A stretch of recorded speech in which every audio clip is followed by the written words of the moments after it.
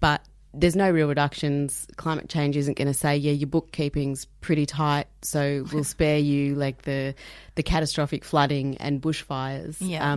And beyond it being dangerously misleading in terms of, environment and human lives, it's diplomatically we're just not lifting our weight. This is not going to wash with our trading partners or the other signatories to the Paris Agreement.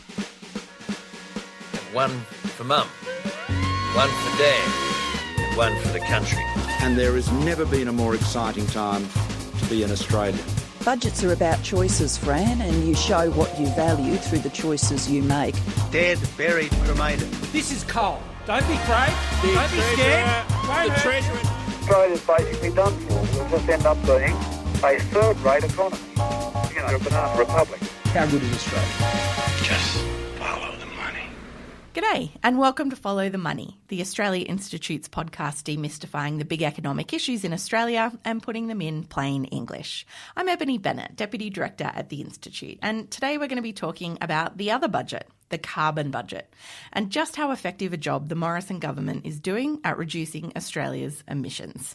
And spoiler alert, it's not great, folks. The United States has announced a significant increase in its target to reduce greenhouse gas emissions. And Joe Biden has promised to slash his nation's greenhouse gas emissions in half by 2030. The United States sets out on the road to cut greenhouse gases in half by the end of this decade. Scott Morrison announced no new climate goals, saying technology, not targets, were the Australian way. Future generations, my colleagues and excellencies, will thank us, not for what we have promised, but what we deliver. And on that score, Australia can always be relied upon. Scott Morrison has these platitudes. The truth is we're falling behind. And in fact, in terms of fossil fuel emissions, we've actually kept on going up. So to dig into the figures, I'm joined by Richie Merzian, Director of the Australia's Climate and Energy Program, and Polly Hemming, Advisor in the Climate and Energy Program. G'day, Polly and Richie. G'day. G'day. Richie, firstly, tell me, how much does Australia have to cut its emissions? How much have we committed to? And to kick us off, how much is the government telling everybody else that we're cutting our emissions by? So ahead of the Paris Agreement, the Australian government said it would reduce its emissions by 26 to 28% by 2030 off a 2005 baseline. And then the Prime Minister went recently in front of the world stage at the President Biden's climate summit and said, hey, we've already done 19%. We're that good. We're that good. So that's what we've signed up for. We are well on the way to meet and beat our Paris commitments. Already we have reduced our emissions by 19% on 2005 levels, I should say. More than most other similar economies. Remind me again where the Prime Minister made that announcement. So President Biden, on a strong climate platform, has organised a leaders' summit. He said he'd do it within 100 days of taking power. So on April 22nd, Earth Day, we had almost every single world leader, at least in the G20, actually take to the stage. Morrison was, I think, number 21 and had a relatively underwhelming speech where he did confirm that we are doing quite well, according to him. According to him. Australia is on the pathway to net zero, more than most other similar economies. Now, that's according to the Australian government, Polly, but we've dug into the figures and what the actual figures are. What does the Australia Institute's research show? So just building on what Richie said, he not only said we've reduced emissions by 19% since 2005, he also said we're leading the way. That was at another event, but at the Climate Leaders Summit, he said we're doing more than most other countries. We're on a pathway to net zero and we're going to meet and beat our targets. So, yeah, meet and beat, that's a favourite. Yeah. And that 19% figure is basically drawn from the national inventory. But can you just explain what the national inventory is for people who don't know? Yeah, absolutely. It's basically like a big account of all our emissions, so all the carbon and other greenhouse gases that we're producing. Mm-hmm. So we produce a publication every quarter, the national inventory, and that gives you all that data. So he took this figure that said, okay, we've reduced our emissions by 19%, therefore we're we're very much on track to meet and beat our Paris target of 26 to 28%, and we're on a pathway to net zero. But what we did is we looked at those figures and exactly where those emissions reductions were coming from and realised that the emissions reductions he was talking from were based predominantly in one particular sector, which is called the land use sector. And I'll go into that, but if you take those emissions away and you look at the rest of the economy, like transport, waste, manufacturing, even electricity, you see that actually our emissions are rising. So take away those land sector emissions, actually we haven't reduced by 19%, we've actually increased by 7% on 2005 levels. Okay, so I'm just going to unpack this a little bit. So our research found that if you exclude that particular sector, that Australia's emissions have risen by 7% since 2005. Richie, coming back to you, is this dodgy accounting? What is that figure? How do other countries measure it? Do they measure their emissions and do their accounting in the same way? Why are the land use sector changes different? It's hard to account for land use.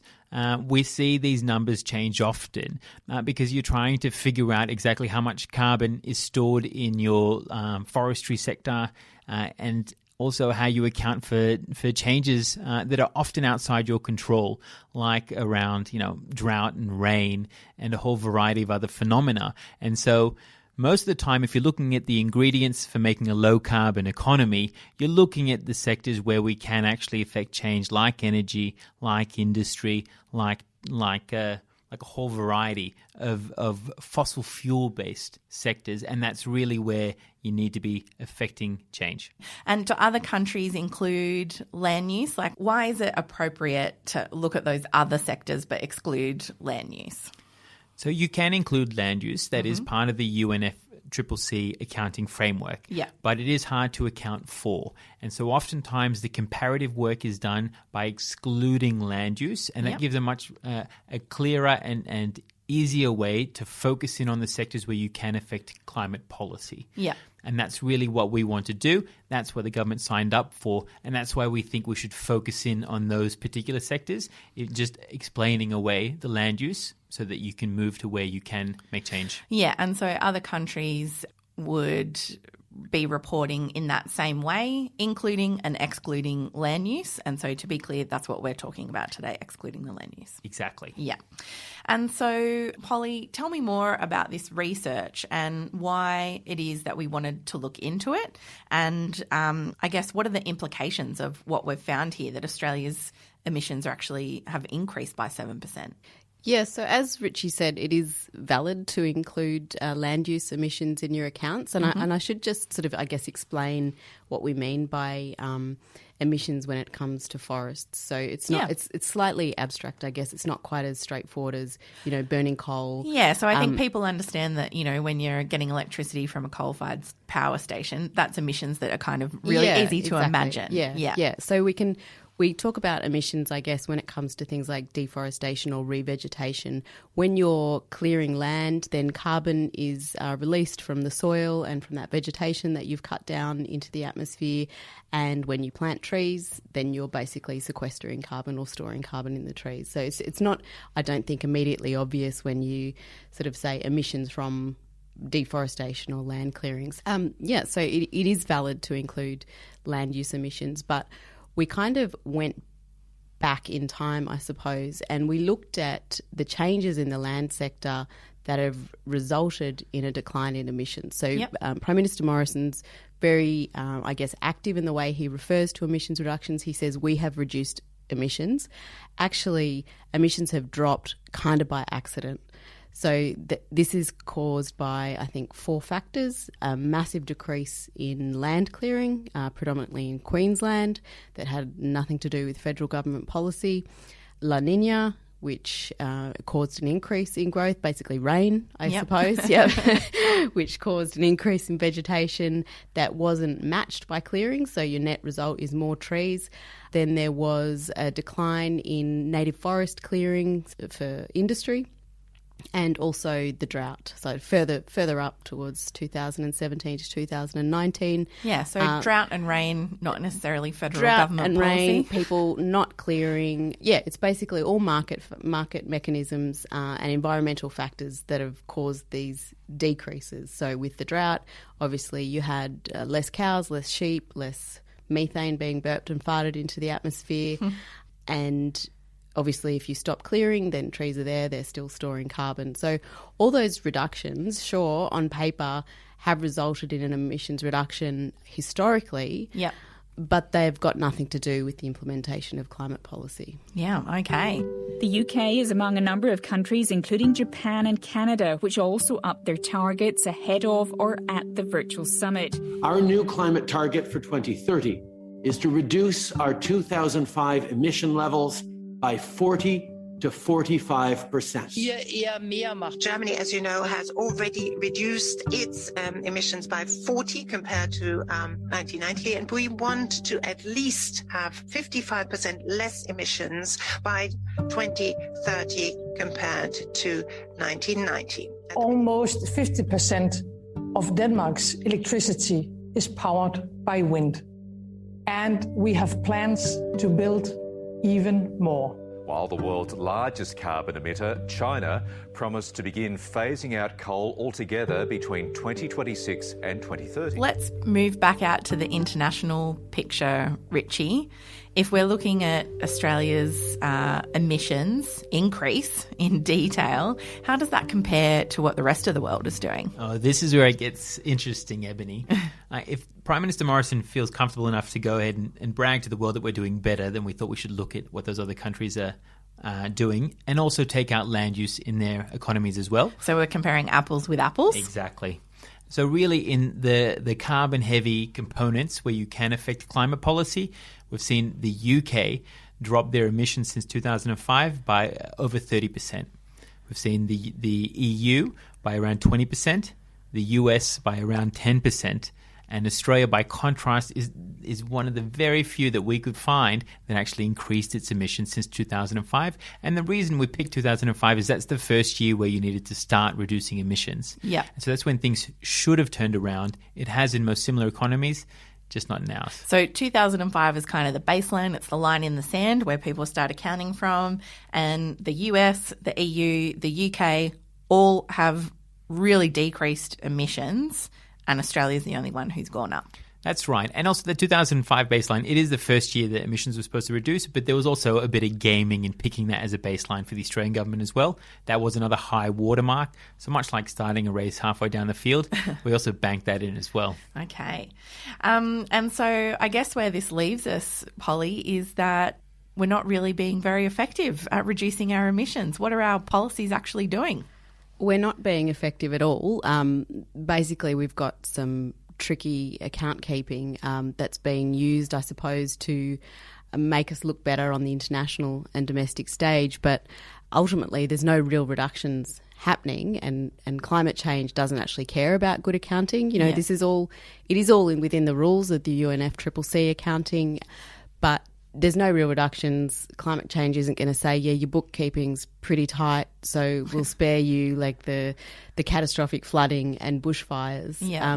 And beyond it being dangerously misleading in terms of, you know, environment and human lives, it's diplomatically we're just not lifting our weight. You know, this is not going to wash with our trading partners or the other signatories to the Paris Agreement. And so it's going to really alienate us diplomatically and also really affect our economy and finances. You know, all our major trading partners are decarbonising and we're just steadfastly refusing to, just relying on sketchy figures or misleading figures, and it's going to really hurt Australia, you know, environmentally and economically. Yeah, because I guess, well, if we're increasing emissions, we're not doing the job at all, and we still have all that work ahead of us to do. When countries continue to rely on coal for a significant amount of their energy, or invest in new coal factories, or allow for massive deforestation, they will hear from the United States. The US has announced it will cut their emissions by 50% by 2030, requiring us to double our targets to keep pace, according to the Australia Institute.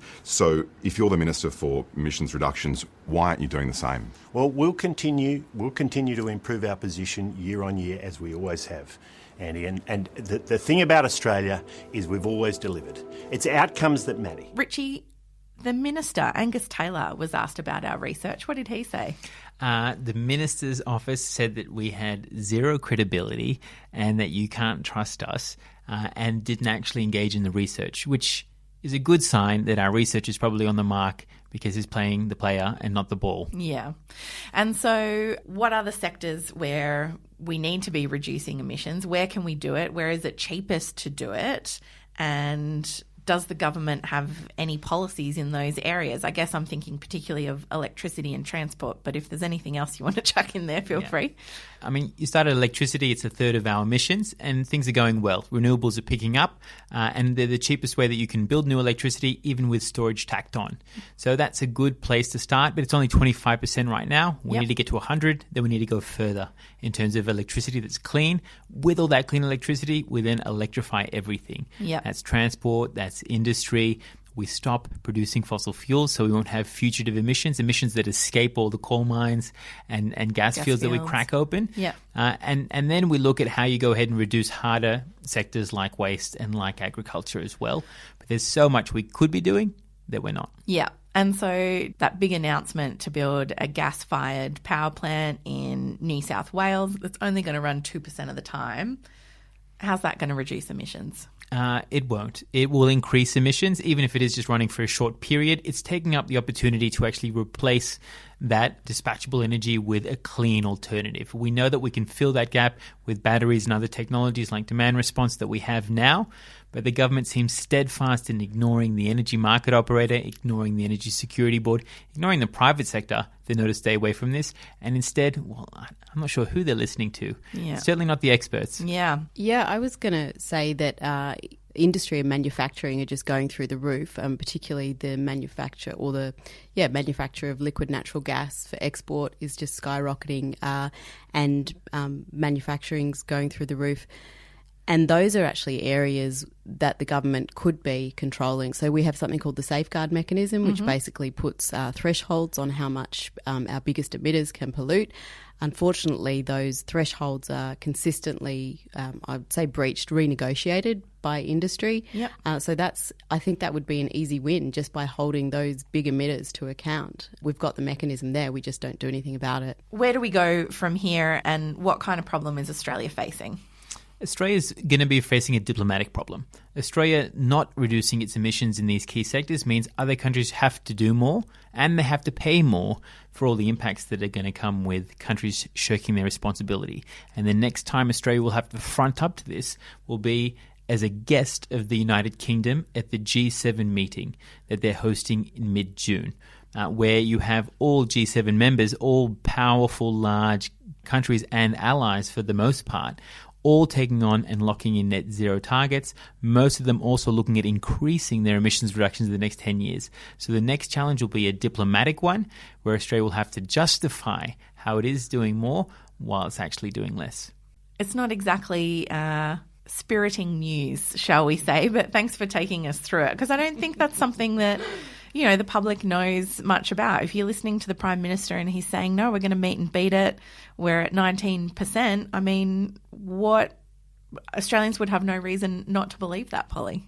Yeah, and it is really hard to unpack. And when you've got someone speaking with such authority, and I guess that's the news you want to hear, in relation to climate, you want to hear a good news story. Yeah. So you just always have to look more closely at it, I guess. Yeah, well, that's all we have time for, but thanks for digging into those figures for us. This episode was recorded on Tuesday, the 25th of May, and things may have changed since recording. You can visit australiainstitute.org.au for all our latest research and content, including this report on how Australia is actually tracking in real life on our emissions reduction targets. And we're on Twitter at the Oz Institute with an AUS. My Twitter handle is ebony_Bennett with a _N_T. Richie, I believe you're at Richie Merzian. And you can find Polly at Polly J. Hemming. This episode was produced by Jennifer Macy with help from Jesse Sharp. Our theme music is by Jonathan McFeet from Pulse and Thrum, with additional music from Blue Dot Sessions. Stay safe out there. Don't forget to subscribe. And thanks for listening, everyone.